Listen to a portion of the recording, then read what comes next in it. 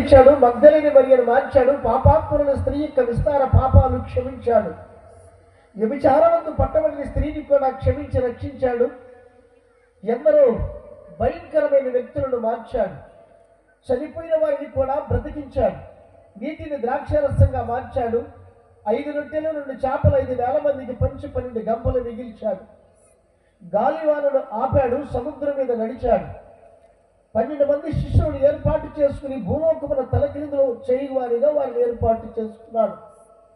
అంత మాత్రమే కాదు, ఆయన చనిపోయి 4 రోజులు సమాధిలో ఉన్న లాజరును కూడా బ్రతికించాడు. సృష్టికర్త అయిన దేవుడే మానవుడిగా వచ్చి కోట్ల కొలది అద్భుతాలు చేశాడు. ఆయన గురించి ఒక శిష్యుడు ఇలా అన్నాడు, యేసు చేసిన కార్యములు ఇంకను అనేకములు కలవు, వాటిలో ప్రతి దానిని వివరించి వ్రాసిన ఎడల అట్లు వ్రాయబడిన గ్రంథములకు భూలోకమైనను చాలదని నాకు తోచుతున్నది అంటున్నాడు. దేవునికి స్తోత్రం.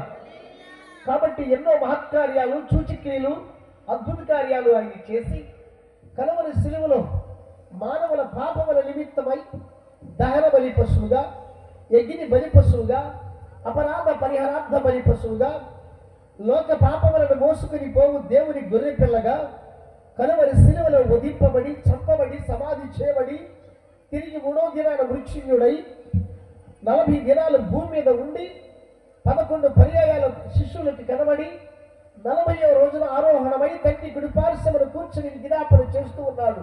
నేటికి ఆయన భూమి మీద ఉన్నప్పుడు పలికిన మాట స్పష్టంగా ఆయన శిష్యుడైనటువంటి వయసులో చిన్నవాడైన అపొస్తలుడైన యోహానుతో స్వయముగా దేవుడే మాట్లాడుతున్న మాట, యేసయ్య మాట్లాడుతున్న మాట, ఆ మాటను యోహాను గారు పద్మోసు దీపములో ఉండి ఈ ప్రకటన గ్రంథాన్ని రాశాడు. క్రీస్తు శకం 96వ సంవత్సరంలో ప్రకటన గ్రంథం రాయబడింది. ప్రకటన అనగా ప్రత్యక్షత అని అర్థం. ప్రకటన అనగా తెరవబడుట అని అర్థం. ప్రకటన అనగా జరగబోయే వాటిని ముందుగా తెలియచేయుట అని అర్థం.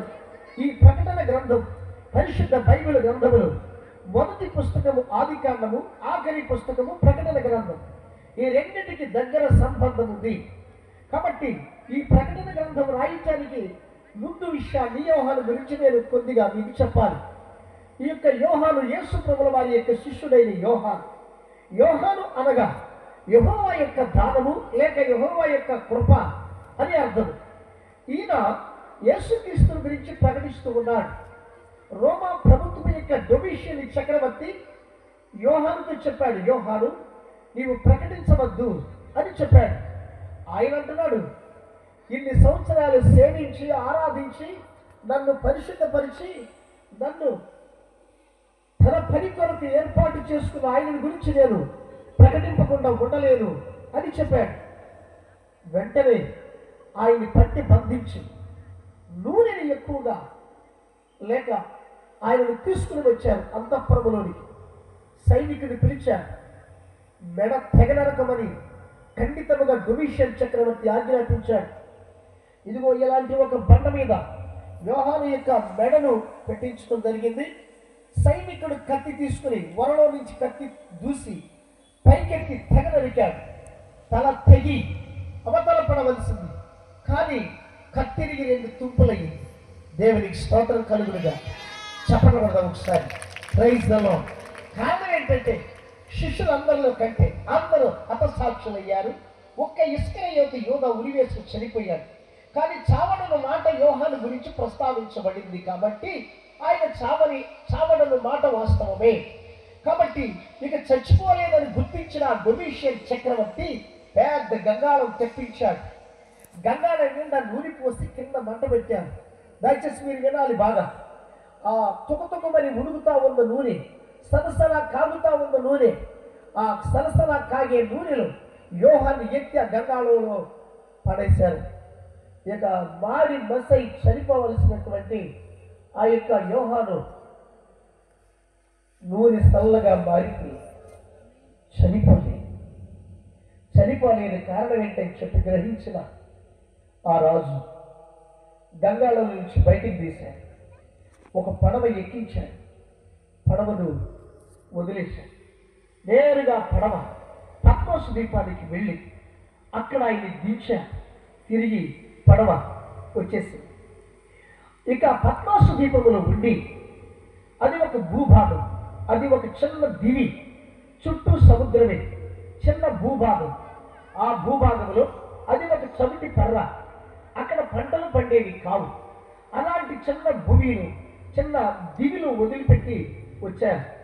అది ఇప్పుడు నేటి దినాల్లో ఇంచుమించుగా అది ఒక సందర్శకుల యాత్రగా, అది యాత్రికులు ఇంకా చూడదగినటువంటి ప్రాంతముగా ఏర్పాటు చేయబడింది.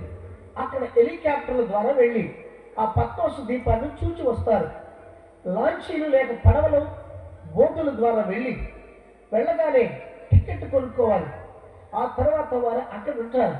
యోహాను ఆ స్థలంలో ఉండి ప్రకటన గ్రంథాన్ని రాశాడని పండితుల అభిప్రాయం. అక్కడ ఉండి రాసిన విశిష్టత ప్రకటన గ్రంథం 1వ అధ్యాయంలో 10వ వచనం నుండి చదివితే అది స్పష్టంగా వ్రాయబడింది. కాబట్టి అక్కడ ఉండి రాశాడు. చాలా మంది భక్తులు ఆ స్థలానికి వెళ్ళి ప్రార్థన చేసుకుని వస్తూ ఉంటారు. అక్కడ ఉండి వ్రాసిన గ్రంథమే ప్రకటన గ్రంథం. ఈ ప్రకటన గ్రంథానికి మరొక పేరు ఏంటంటే 7ల గ్రంథం అని కూడా అంటారు. ఎందుకంటే 7 పర్వతములు, 7 కొండలు, 7 రాజులు, 7 బూరలు, 7 కిరీటాలు, 7 పాత్రలు, 7 సంఘాలు, 7 కొమ్ములు అనే మాట అధికంగా కనిపిస్తుంది కనుక 7 అనే మాట అధికంగా కనిపించడం ద్వారా 7ల గ్రంథం అని కూడా అన్నారు. దేవునికి స్తోత్రం చెప్పండి. ఆయన యోహాను గారు అక్కడ ఉండి రాసినప్పుడు సాక్షాత్తు సర్వేశ్వరుడైన దేవుడే యేసుక్రీస్తు వారు చెప్పిన మాటలు, ఆ యొక్క మాటలు స్పష్టంగా యోహాను వ్రాస్తున్నాడు. ఏమని వ్రాస్తున్నాడు అంటే, నేను జయించి నా తండ్రితో కూడా ఆయన సింహాసనమునందు కూర్చుని ఉన్న ప్రకారం జయించు వారిని నాతో కూడా నా సింహాసనమునందు కూర్చుండనిచ్చదను. దేవునికి స్తోత్రం. దేవుడు జయించి అని వ్రాయబడింది.